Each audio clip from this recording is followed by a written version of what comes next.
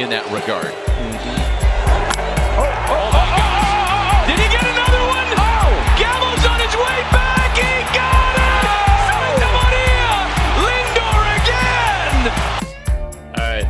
It is September 14th. My guy, how are we doing? Doing good. Could have been doing better, but Yanks ended up beating the Twins yesterday, which usually happens when the Yankees play the Twins. You know, the Yankees don't really lose to the Twins very often. No, unfortunately, that's not for something Twins they're fans, used to. But so it's a little scary, but we did come back and win, so that was pretty nice. It was a make-up rain date game, so always like to win those. No, yeah. What what's your favorite thing you saw this past week? So last week, first team clinched a postseason spot. Giants. Again, at the beginning of the season, who would have thought the Giants would be the first team to clinch a postseason spot? But they did it at home against the Padres, who are trying to hang on to that wild card. Yeah. So that was kind of like a punch in the face to San Diego, too. First time the Giants were in the postseason since 2016. So congrats on them.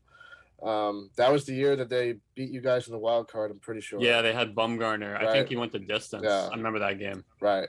So it's been a while. You know what I mean? It doesn't seem like it's been like 5 years, but I guess it has. So yeah, it's funny. I was thinking how much. At first, I was gonna be like, "Oh, that's a pretty different team," but like, no, that really was a very similar team to this one. Like, really, same vets and everything. It's crazy, yeah. So man, go Giants! You know. Guess so. Well, for me, I thought that Mets-Yankees series this past weekend was awesome. Friday night was a blowout. Saturday night we ended up blowing towards the end, but Sunday night was awesome, man. Sunday night was back and forth, and Frankie and Stanton were getting into it. It was like, which I love. I feel like there's never really been Mets-Yankees beef other than like that Clemens Piazza incident, but like it was fun. It really had like I mean, the ballpark seemed electric. Like it really had an epic feel to it. Man, I feel like that's the best Sunday night baseball game we've had in a long time, like years probably. Yeah.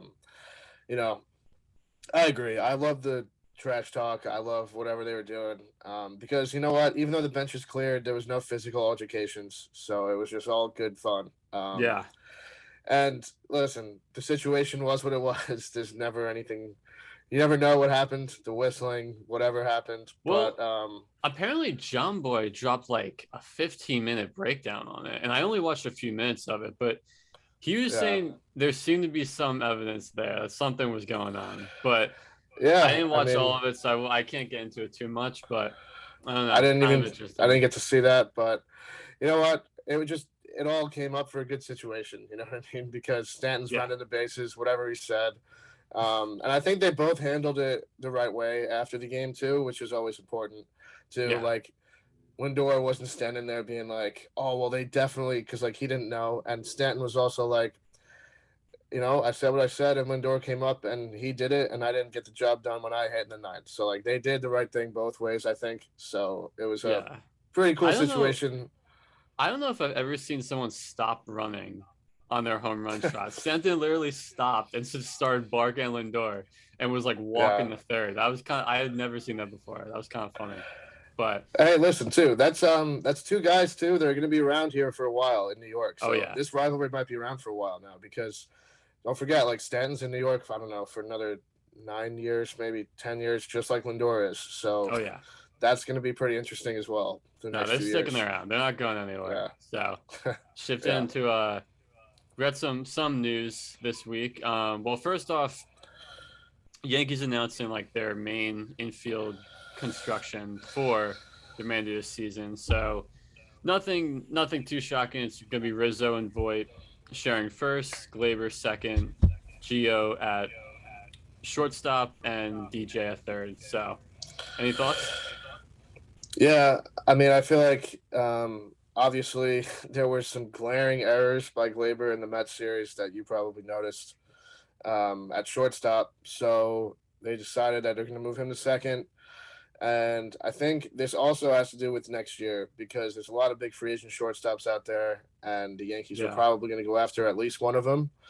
And they also did this because they want to. They were kind of seeing some stress build up with Glaber after these errors, thinking maybe they move him back to second. It'll wake up the bat a little bit more, like he had been when he was the major, like when he was the second baseman every day.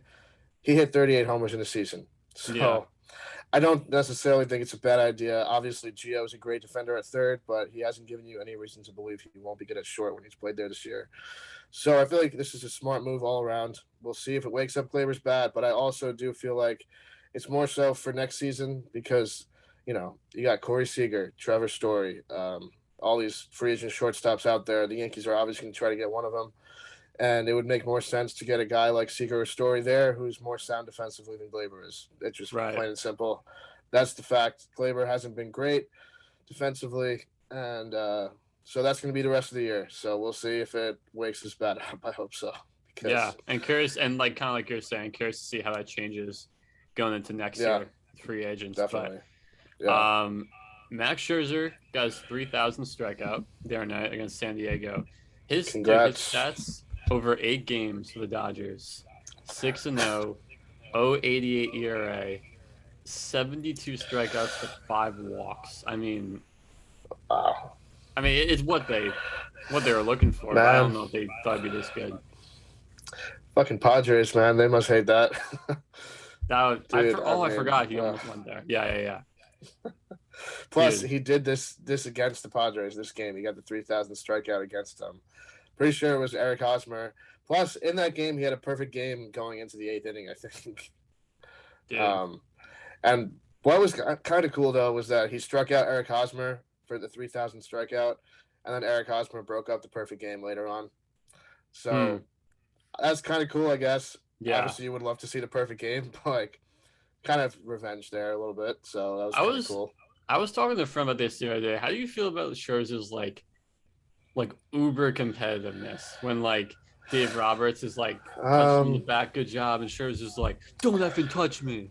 Like, what do you think it's too much, or is it just kind of like you gotta accept it? I just feel like you gotta accept it because it's part of the reason why he's so good.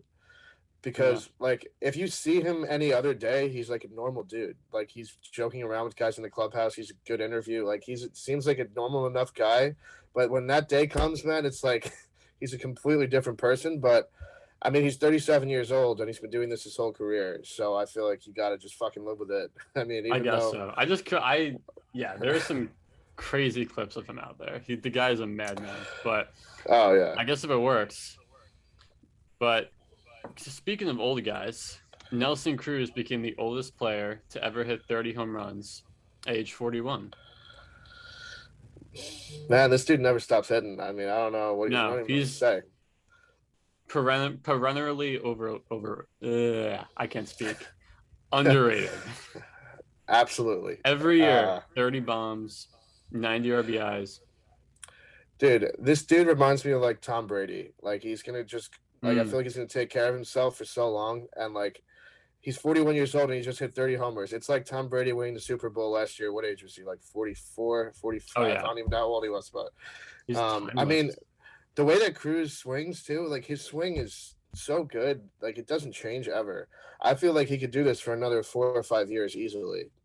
Who knows if it'll happen, but like it's not like he's slowing down. He's as good now as he was 10 years ago. So congrats for him because I wouldn't be surprised if he continues to break this record every year the next few years. So yeah, no, definitely not. Vlad Guerrero Jr. has taken over the MLB home run lead with 45. The one he 45. Hit last night, I don't know if you saw it. It was like a line drive. It barely slipped over the wall. It was hit like a rocket. But is he your MVP? Or is it still like Ohtani or someone else? Oh my God. I mean, man, if the Blue Jays get a playoff spot, it's gonna be hard to vote against him, but like Ohtani is just doing both. It's just I don't know, man. What about you? It's such a tough call. Like I really don't know. No, for me it's still Ohtani because you could take away Ohtani's pitching and I'd still think about giving it to him, but the fact he pitches is just like, but we've gotten into it, but like it's too much to overcome. But It's one of the most historic seasons ever. So I guess I would have to say Ohtani, but Vladdy, man, any other season, he's got no, this in that's the the bag. thing. Like, it doesn't take away from Vlad at all. He just No, picked like the wrong time. But exactly. Yeah. to be fair though, he's 22, so he might have this Right. same He's got season in the next time. like 10 Yeah. years. Yeah. So, Exactly. Yeah. a couple other things. Seattle has been announced to host the 2023 All-Star Game and Home Run Derby. Kind of cool. I don't think it's ever been there. It Maybe it has. has. It was there in 2001, I As a think. one, I okay. saw, and it might have been there like way early on when they were like a different team back in the day. Like I forget the name that they used to be. They were Right. yeah, they weren't the Mariners, but yeah, I think it's cool though. Obviously we know that the game is in LA upcoming in 2022. Yeah. So yeah, I think it'll be cool. Seattle, like it's a nice ballpark. It'll be cool for like the whole nation to really see it. Plus that it could probably be when they're like here, dude. Like now they're It pushing could be that postseason nice. spot, but like 2 years from now, we'll see what happens. But they could be the divisional, like they could be the powerhouse in the West. So we'll see. That would be Yeah. kind of cool though. Good time perfectly. Yeah. And last little bit, going back to old guys again, Ryan Braun has officially announced his retirement. So, 14-year career. Remember, he won MVP in 2011, although that was disputed, controversial. Yeah. But, I mean, some great numbers here. He was the Brewers' all-time home run leader, six-time All-Star. So, And listen, I mean, there's going to be controversy surrounding him, always, and it's going to carry him around forever. yeah, But I think that after all that happened, even though he didn't handle it the right way to begin with, after a few years, he started to kind of relax, I feel like, and just be himself again and show that the steroids wasn't the only reason why he was so good. Because he ended up being like a great veteran in the clubhouse. Obviously, you saw with like a guy like Yelich when Yelich came in from yeah, Miami. Um, they got along great. Braun was just a great guy with the community too. And again, it's not discounting any of the steroid use, but mm, like you said, he has great career numbers. He has 1,963 career hits. He was so close to 2,000. I wish he would yeah, have got that, but yeah. and he was also a great postseason hitter, man. He hit 330 in the playoffs Mm, with an 859 OPS over 27 career playoff games. He led the Brewers to the NLCS in 2011 and 2018. So he was so close to the World Series those years, too. yeah. And he also was the Rookie of the Year in 2007, way back in the day. I Okay. think that might have been when he played third base or something Oh, like I that. know He he played a played different third base. position back Okay, then. gotcha. So, yeah, great career. Yeah, I don't have like fond memories of him, but I do remember like when I was like 10, 11, and like starting to get into baseball, he was definitely one of like those names that was up there. Like with like the Yeah. I don't know, Adrian Beltre and Tulowitzki, just guys like that were kind of like in their primes when I was starting to follow the league. So Yeah, definitely. that's Yeah. where I associated with him with. But Absolutely. I remember the days back in the day he would face like that was when Wayno was first big in the league too. yeah, That was back when Johnny Cueto was like the Reds ace, so he was versing them a lot. Matt Kemp was the runner up in Matt that Kemp. MVP race. He was I nice think for a while Stanton was pretty close too that year. I think when he that was year Mike Stanton. I think so. I believe so. Yeah. That might have even been when they were the Florida Marlins I think instead of so. I Miami think too. I think 2012 was when so. they switched over. Yeah. So that too. I think Braun beat Stanton in homers by like one or two that year or something. Okay. Yeah. But yeah, I mean, God, it's crazy that's how old that season ago. Like with Mike Stanton, that's what he was called. That's No, pretty crazy. it's been a rather Yeah. long time since then. But yeah, congrats to Ryan Braun. Steroids aside, great career. Obviously, he probably won't get the Hall of Fame consideration that he would have because of that. But Yeah. regardless, he had a great career. So congrats. All right, a little bit of a deep dive now for the hottest team in baseball, the Toronto Blue Jays. So we've talked a little bit. We talked about them last week, but I feel like it's rightfully so to do it again, just because they've kept it up now and looking dangerous. So they are 12-1 in the month of September. at the time we're recording, they're second place AL East. They currently have the first wild card spot. And I mean, aside from the bullpen struggles, they've been basically one of the top 5 teams in baseball. If you're looking at run differential, the only teams that are better than them is Tampa Bay, Houston, San Francisco, and the Dodgers. So I mean, they have a better run differential than 3 first place teams. Leading the league in team OPS, leading the league in total home runs, second in batting average. So they're clicking at the right time, man. Man, I mean, I can't believe like it's taken this long for us to notice how good they've been this year, but I just feel like it was because they were stuck behind Boston and the Yankees for so long because of their bullpen issues. But you know, I mean, their offense is arguably the best offense in the league, OPS wise and home run wise. It is, but like, dude, I mean, if you just think about their position players, like, I mean, Vladdy, Marcus Semien, Bo Bichette, Gurriel, and Hernandez are having like unbelievable seasons. They're all in like the top 5 in OPS at their own positions this year.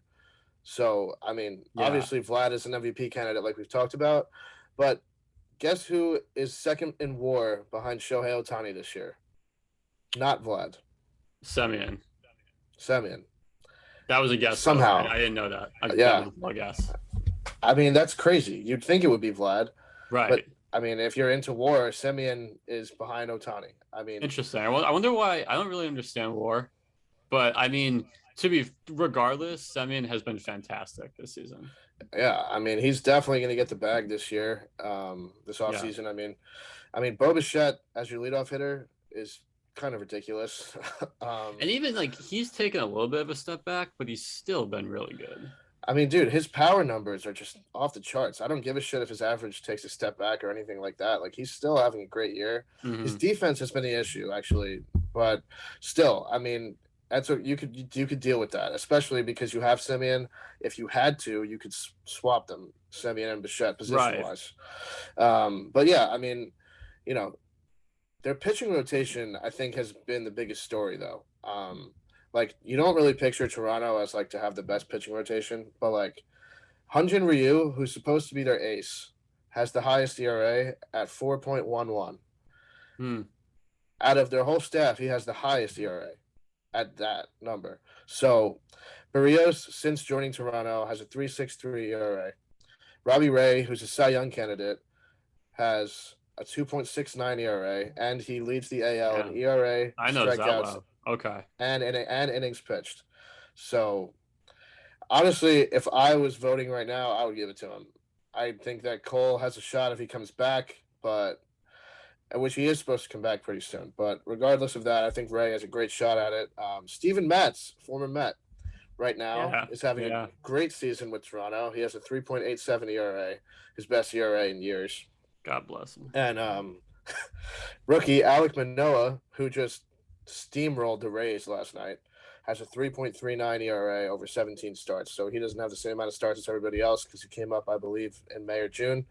But, I mean, he's having a great season too. So, like, their pitching rotation, that 5, I mean, I guess the Dodgers, maybe, I would take over them in the playoffs. But, like, I would take the Blue Jays rotation over the Yankees rotation any day as of right now because we have some injuries going on and whatever else. But to have 5 guys and your highest ERA is 4.11 and that's your ace, I mean, that's pretty incredible, to be honest with you. So, right, because I feel like even Ryu has been underperforming recently. So if you were to get him a little bit back to earth, like, they're going to be hard to beat.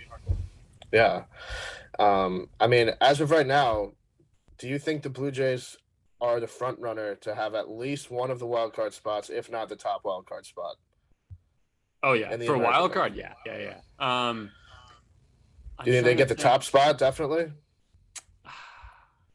Because, man, I got to tell you, if they get this fucking wild card game in Toronto, that's good luck to whoever's playing them. Because if it's whoever's us, playing them, Boston, Seattle, no matter who it is, I mean, that's going to be really tough. So, honestly, the way they're playing, man, I believe that they're the front runner for that top spot.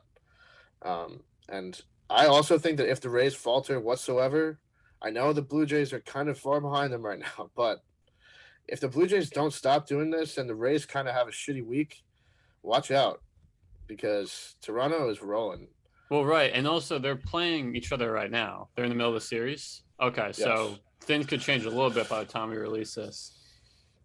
Yeah, dude. Did you see how many runs they put up in that Baltimore series? It was 44. They Was had that the whole series? It was Or the 44 span in of 3 games. I think that last game it was they 22, had I think. two. Yeah, right. They had 2 grand slams by the end of the third inning, and like that's I three mean, games, but like just absurd. So it's ridiculous. Like if you fuck up to them in the playoffs, like they're gonna absolutely destroy you. Like they don't have one bad hitter in that whole lineup, dude. Like even yeah, their one worst through nine. hitter is what? Like maybe their catcher position, but like Alejandro Kirk is a kid I who was about came to up say as been like a even beast. freaking Like Alejandro Kirk is having a nice season. Like no one on and the team can do anything wrong right now. do you realize that like they don't even have Kevin Biggio playing? I He's on forgot the about injured Kevin list. Biggio. Yeah, yeah, So yeah. like at third base right now, they have a mix of Jake Lamb and whoever else. Like imagine they get Biggio back before the playoffs too. I mean, that's just I can't even imagine because that lineup would just be deadly. Like it is already. They have Corey Dickerson, who's been great. Randall Grichuk is also having a great season. They're kind of splitting some time in center field. And Yeah. then, I mean, dude, it's just something special this year in Toronto, man. It's almost like we talked about too. Going back to Toronto really gave them a jolt playing at Well, home.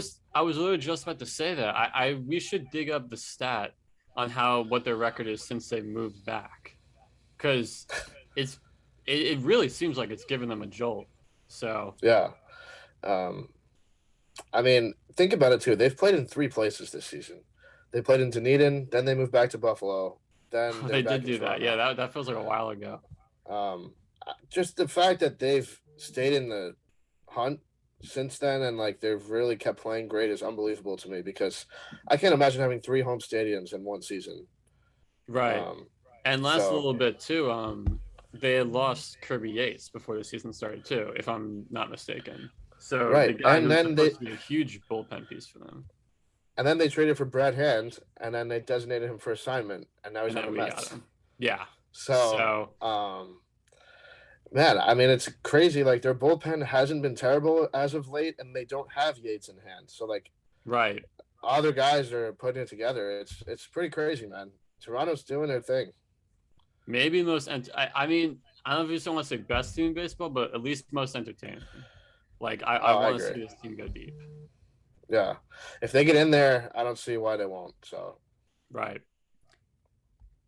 all right. So now we're gonna jump into a little what it seems or not what it seems. So first guy I want to talk about, who's having definitely his worst season ever, and it's kind of strange because he's been so good over his career, is Dallas Keuchel, who is on the Mm. White Sox currently. So right now he has an 8-9 record, a 5.33 ERA, and 5.4 strikeouts per nine, which is the lowest of his career, I believe. So he's never had an ERA above. He's only had an ERA above five once in 2013. That was his first full season. He hasn't had a strikeout per nine below six since 2012, which was not a full season, so you don't even really count that. Or a whip Mm. above 1.4 since 2013. Right now, his whip is 1.45. This season, too, he has a FIP of 5.27. So, Damn. not very off from what he's doing. No. I mean, it's just crazy to me because like since his first full season, which was 2013, he's only had two seasons where his FIP was above four, aside from this year. And his average numbers from 2014 through 2020, not going to count 2013 because it kind of was a bad first year for him. He averaged a 12-8 record, 3.19 ERA, 7.2 strikeouts per nine, and a 1.20 WHIP every year. So that's a solid like 6-7 year span right there. Right. Plus, he was an All Star in 2015 and 2017. He won the AL Cy Young Award in 2015 with Houston. And he's been a good starter in the postseason. He's had a 3.71 ERA and 8 strikeouts per nine over 63 postseason innings with Houston, Atlanta, and the White Sox last year. So it's kind of interesting. I don't really get why he's just having such a bad season. Like he never really was a big strikeout guy. He was always contact guy, kind of ground balls because he throws a lot of sinkers and stuff like that. Right. Um, I don't know. It's just last year he had a 1.99 ERA. I get it was a shortened season, but like Yeah. he was in the Cy Young talks last year, and then to come out this year and actually be doing this bad, like the stats backing it up, is kind of strange to me. I don't know what you think about that. So I'm looking right now. He he's given up a career high in home runs and only 145 innings. He's given up 24. So Mm. that's, I mean, he's had seasons where he's thrown 200 innings and not given up like 20 home runs. So that's a career high. It looks like batting average against is at least close to career high 278. So One yeah, I thing I guess there's no did one see simple answer though to it, but is that like his velocity hasn't changed much. Like he's okay. always not been like a hard velocity guy. So it's about the same. I mean, I guess it could maybe just be location. Like maybe he's just missing his location for whatever reason that is. Because like I said, I mean, I don't know. He's always been like a low velocity ground ball type of pitcher, like contact pitch to contact. Like he never struck out a ton of guys. Even when he won the Cy Young, he didn't really strike out a ton of guys that year. Yeah. Um, but like the White Sox are rolling, so I feel like it does kind of get overlooked too because of their rotation being so good. Well, yeah, that's my thought. Like when you get to the playoffs and you're rolling like Lynn, Rodon, Giolito, Giolito, like are you gonna give Keiko that fourth game? because the thing is that like you have Keuchel, who obviously has the postseason experience too. Like I said, he's been great in the postseason, honestly. Yeah. But you also have Dylan Cease, who's that young flamethrowing kid who's actually been really good this year. So I mean, I feel like you got to give it to Keuchel, but maybe have Cease ready every game Keuchel goes just in case.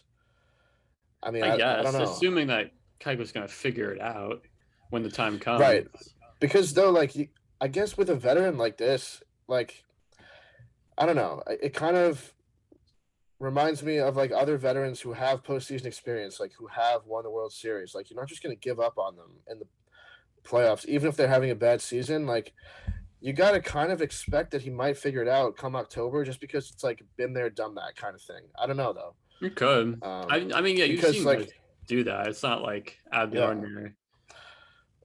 I mean, dude, he could go out there and shove in his first playoff game, and then like he's just gonna have a great postseason. And that's gonna be it, and he's gonna help them win a World Series. Like you never know. So Yeah. um, I don't Last know little note though. too. Looking at the last 7 games, the ERA is 8.24.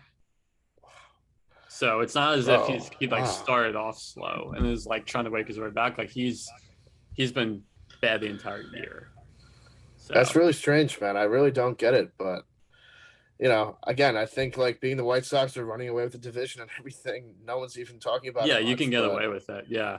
So um, come October though, let's say he doesn't get the postseason start he wants in the first game and he blows up, then they're going to be talking about it. So oh yeah. we'll see if he figures that out. Mm-hmm. Um, Another guy I want to talk about is on another division leader right now, which is the Brewers. But he's probably a name you haven't heard in a little while because he's actually currently in AAA, which he was supposed to be a big part of this team. I'm going to talk about Keston Hira. Remember him back Yeah. in Because 2019, I believe. I remember in the fantasy drafts before this year seeing him, but then like that was it. I never saw him again. Right. So, and again, like he's in AAA right now. Like I said, this is just 2 years after having these stats in his rookie season. He hit 303, 19 homers, 49 RBIs, and a 938 OPS, 9 stolen bases too, over 84 games played. So, only about half a season that year because he got called up later on in the season. Okay. Um, but since the start of the shortened season, Hira has played in a total of 118 games with Milwaukee in the major league level, and he's hit 189 with 17 homers, 50 RBIs, and a 633 OPS. Hmm. During the shortened season, Hira also led the NL in strikeouts. Um, I mean, I believe he's also in the minors right now, I believe, due to his defense, though, because he has not been great defensively. In his rookie season, he led the NL second baseman with 16 errors that year. So that's why he was moved to first base primarily last year and this year whenever he's been up at the big league level. Okay. Um, but listen, I mean, his swing and miss has increased a lot over the past 2 years. Since his rookie season, his whiff rate has increased from about 30% to 46% on fastballs. On breaking balls, it's increased from 46% to 52%, but it's actually gone down with off speed pitches from 46 to 34. So he's seeing changeups well, Okay. or splitters and stuff, but he's obviously not seeing a fastball and a curveball or a slider very well, which is kind of strange. I don't know. It's kind of odd that he would be seeing like a changeup well and not like a fastball to me. I don't Right. really understand that. Um, because again, like he was such a big part of their 2019 team, regardless of the errors or not. Like he was a big reason why they made the playoffs and stuff that year. So Mm-hmm. I find it very interesting that he's not even at the big league level right now. But No, yeah. And I guess the other thing too is like they're so deep at infield right now. I mean, Wong at second, Adamas was at short and he was hurt. right, Urias can play anywhere. like I think at first base, usually right now they have Vogelbach, right, or Yeah, and maybe he's been somebody else. okay, I think. He's been Yeah, kind I of think just he's like been average. okay. Yeah. So yeah, I don't Um, really I guess unless he takes the first space job back, I don't really see where he'd play.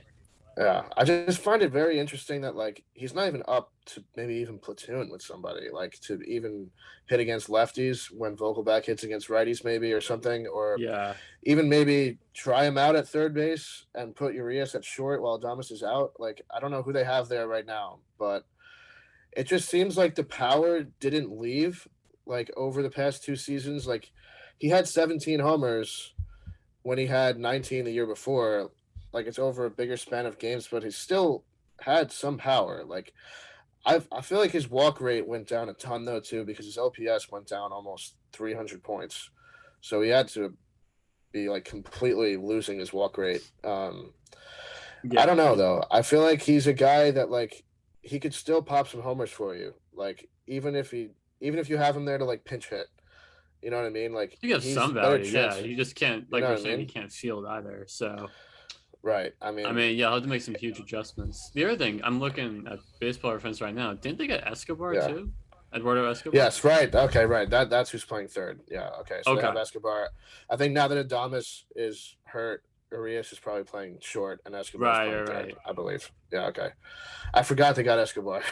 No, That's me a too. see. You just like they have so many infielders that you like forget who's on the team, honestly. But still, I mean, I feel like this offseason, honestly, you maybe make it a priority as a Brewers GM to like trade him to somewhere where he can DH, maybe get something for him, because I feel like it's obvious unless he fixed a lot of stuff defensively in the minors that he can't really play second base. Maybe he was. I think he was a little bit better at first base, but he still wasn't great. Yeah. I mean, I don't know what his price is right now. It's not gonna be Right, very high, but I guess if he could get something, sure. An interesting team though. I feel like just so many moving right. parts this year, and they're still looking nice. Like I mean, they're not the front runner, but like I still like they would be good, be yeah. tough to play, especially with the pitching. I was gonna say I feel like the pitching is probably the biggest reason, but like Right. what I feel like is amazing with the Brewers is that they're doing what they're doing this year and even last year. Mm-hmm. Like let's just chunk them into one season right now. Sure. Yelich has not been the same the past 2 years. And Hira has barely even been at the big league level, and they're still doing what they're doing. Like in 2019, if I would have told you that the Brewers would still be this good without either of them contributing like they used to, no one would believe me. But like it somehow is the case, and they're still doing it. So They're almost like the Rays of the NL. I just feel like they kind of right, just plug in whoever, and it kind of works. right, because they have so many infielders, so many outfielders too. Like you forget they even have Lorenzo Kane still. Like he's I forgot about playing good Lorenzo whenever he's Kane. out there. Their outfield is Yelich, Kane. They also have Jackie Bradley Jr. People probably forget that too. And they have Yeah. Avisail Garcia, who's having a great season.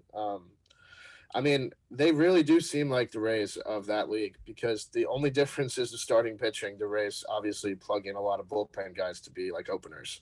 The Brewers don't necessarily do that, but No. um, yeah. For my money too, I think Corbin Burns is the Cy Young in the You NL. think so?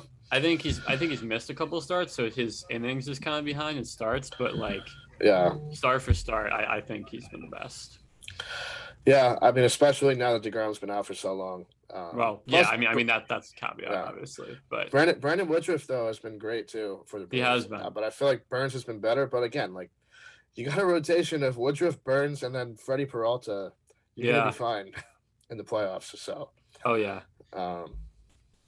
Yeah, so we'll see if they call up here at all in September. Obviously, there's the expanded rosters, though. I don't think he's gonna stay this bad, man. I really don't. I feel like he's gonna figure it out at some point. Yeah. Whether it's with the Brewers or not remains to be seen. It might be DHing for a team next year. You never know. But I really think he's got the power, man. There's no way that a guy like this is just gonna disappear. So I think he's gonna be fine. Yeah. All right. Brief touch on the standings. Not much has changed, except, like we said, Toronto took the top spot. So they're up 1 on the Yankees. And the Yankees have the tiebreaker over Boston because they have fewer losses. Right. So, yeah, I mean, that would be a tough game, man. Having us have to go to fucking Toronto would be pretty crazy. But, again, good on the Jays. We'll see. Right now, the Jays are 8 games back in the division. So the Rays would really have to fuck up for the Blue Jays to take it. No. But, hey, man, the Blue Jays beat the Rays last night. I think it's a 4-game series. If they can win these next 3, then that would be, 5 games out? Could be. Yeah. I mean, I don't know if they play each other after that. I'll have to look at the schedule again. But still, that would be kind of interesting. Right. And, hey, man, Seattle's still hanging around, too. Seattle's still there. Like we said. They're only 2 out. Behind. So, like we talked about last week, dude, imagine the wild card is Toronto-Seattle. That would be something. To have both the Yankees and the Red Sox. I mean, even have the A's miss the playoffs because they were projected to make the playoffs for a lot of people. A's had that spot all season. Yeah. So. And they're only 2.5 out. So, like, they're not gone. Like, they could definitely get there, too. But, right. Yeah, I mean, now it's running out of time, though, because now we got, less than 3 weeks left, I think. So, yeah. Yeah. Shifting to the NL, pretty sure this is exactly where we left off last week. I mean, obviously Dodgers first spot, Cincinnati second, half a game over San Diego, and then St. Louis is also St. Louis is tied with San Diego now. Okay, right. So that's interesting. Both half a game out of the spot. Yeah, I didn't see that one coming. I really don't. I don't know if it's just because they're not flashy. I really don't look at that team and think they're that good. Like the fact Sandy. Right. Yeah. Like in my mind, I just view San Diego so much better than them. But I do too. I mean, honestly, a guy that St. Louis has to thank for a lot of this is Adam Wainwright, dude. This dude has been unbelievable. He's 40 years old. We're talking about Cy Young, dude. He's got to get some votes because the season he's having at 40 years old is like. I mean, did he pitch against you guys last night? I'm pretty sure he pitched great against you guys last night. I have no idea what his numbers are, but I mean, I could believe it. He's on the bounce back. Yeah, he had a great season last year too in the shortened season. Obviously, a lot of people could have said it was like a fluky thing because it was only 10 starts or whatever it was, but obviously he's shown that's not. And I believe he's returning next year with Yachty, right? I think for one more season or not. Yeah. So that'll be cool next year too. But regardless, yeah, St. Louis, like we've talked about, they're a team that'll just fucking sneak in there into that second spot, and we're gonna have like a classic game, Wainwright versus Scherzer in the wild card or something. Oh my God. Know what I mean? That'd be nuts. That would be crazy. Freaking 8 years old again.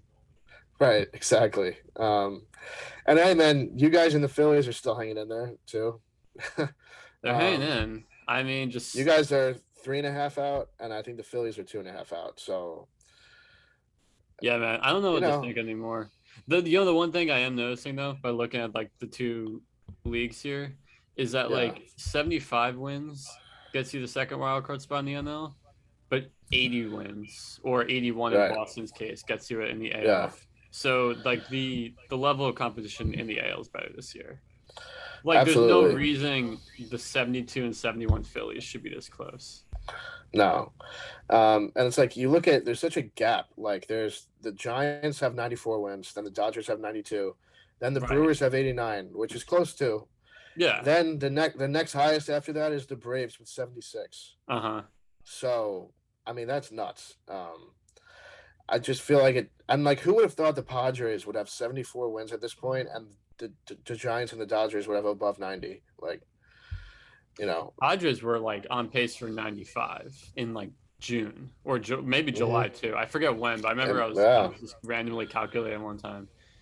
That's I yeah. I mean, mean, we man, touched on them before, but as of really right now, inspiring. the Padres are 19 and a half games back in the division as of right now, Wow. and they still have a shot at the second wild card. Like that's how good the Giants have been, but Uh still, huh. I mean, it's also how bad the Padres have been, and like we talked about too, the Padres have the toughest schedule out of any team the remainder of the way. So we'll see. I don't know. It's going to Yeah. be interesting to see what happens here. I don't know how many wins is going to get that second wild card in the NL though. Do you I'm like going to the two guess. wild card spots? No, go ahead. What are you gonna guess? Before I I was go. just going to say I'm going to guess that the second wild card is going to be about 84 to 86 wins in the National That's League. really not that good. No, I know. What are you going to say? No, I was gonna say, do you like the two wild card spots in each league? Because last year we did, what would we do, 4? um, Last year was I expanded. I don't think remember it how many it was was. 3. I know there were 8 teams in each league that made the playoffs. So I don't exactly know how it went, Quick but math. I mean, I like this better because I feel like it rewards the teams that have better records. Like it doesn't reward mediocrity. I feel like but I also liked that a lot of fan bases got to see their team in October, but like I don't know, what do you think?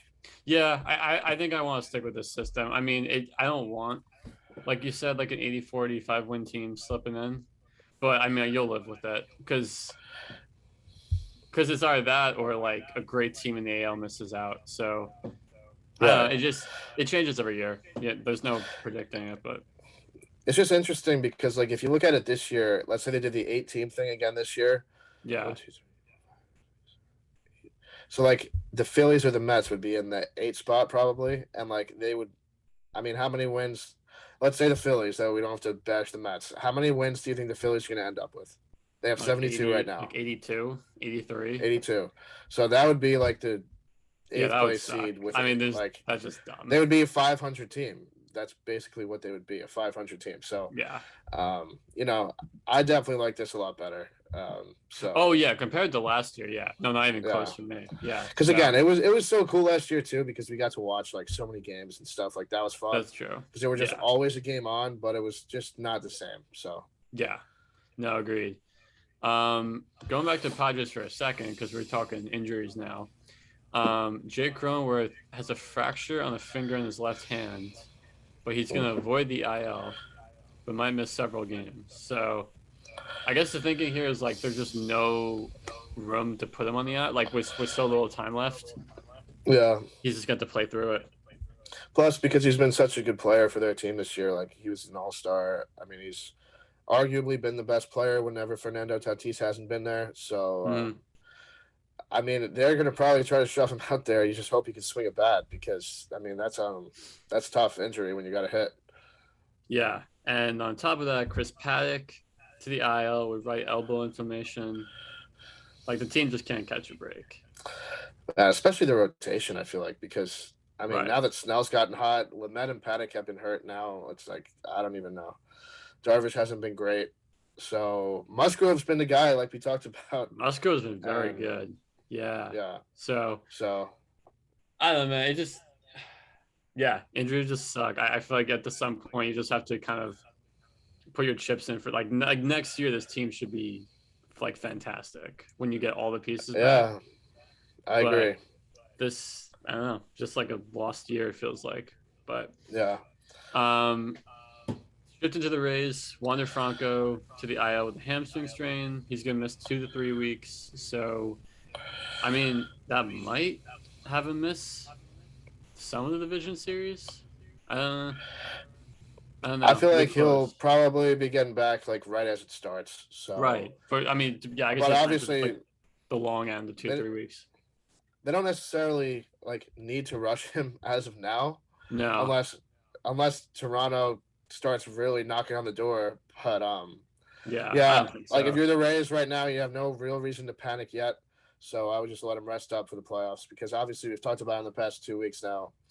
He's a great player. He's 20 years old. He had that record. So, which I don't know if it was still going on when he got hurt or not. So we'll have to check that That's out at some true. point. But Yeah. True.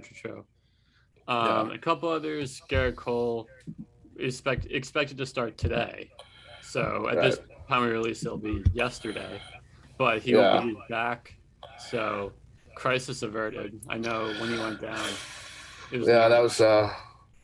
yeah, I was pretty scared there, but it looks like he's going to be coming back today. So Yeah. And lastly, Tim Anderson expect to be activated before today's game against the Angels. So boost for the White Sox. yeah, I believe Anderson's been out since the end of August, so this will be a boost for them, obviously. So Yeah. yeah. And then what series are you looking forward to this week? Well, honestly, series I'm looking forward to is Phillies at the Mets Friday through Sunday.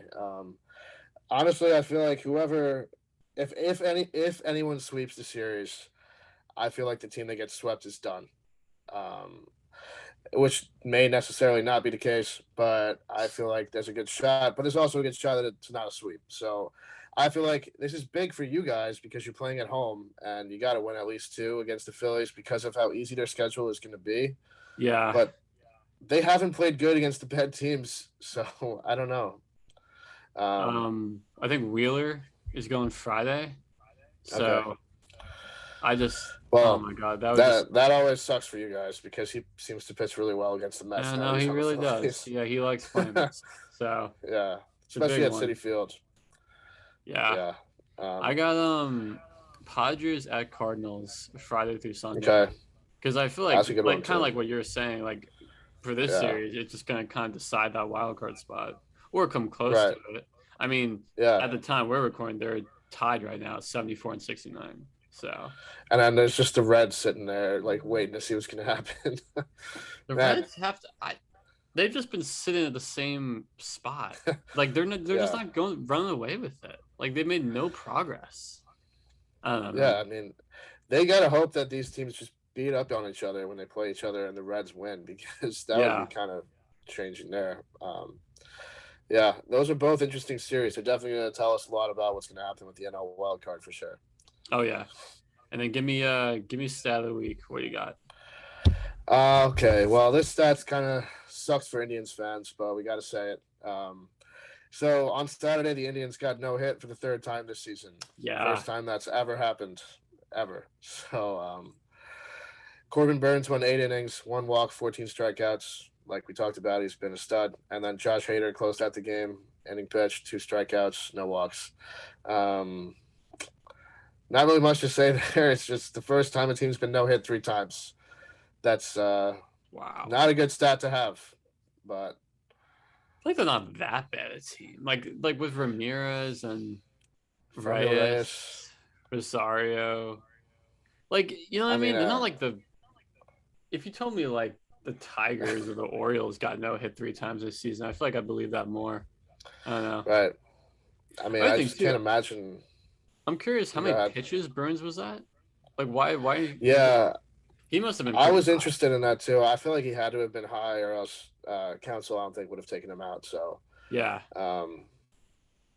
But yeah, I mean, good outing by Burns though. Obviously, he's knocking on the door for that Cy Young. 8 innings pitched, 14 strikeouts, no runs. So yeah, I mean, I think. Did this also set the record for no hitters in a season? Right. I believe the one before this did. Oh, it might have been this one. Okay. I don't remember though. Honestly, it might have been this one. We'll have to check it. Yeah. Yeah, but who knows how many more we'll have this year? Hopefully, the Indians don't get no hit for a 4th time though, because that would be brutal. No, hopefully not. It's been a bad enough season. Yeah. But that wraps it up for us. We'll be back next week. Take care. All right, guys. Enjoy the weekend.